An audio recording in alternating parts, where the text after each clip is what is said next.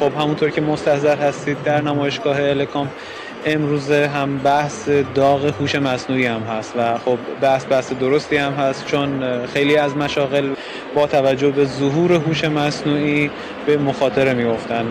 پیش بینی میشه در سال 2050 حدود 600,000 شغل به مخاطره میافتن. این مخاطره از این بابت نیست که شغلی از بین میره، در عین حال تبدیل شدن خیلی از شغل‌ها به شغل‌های دیگه است.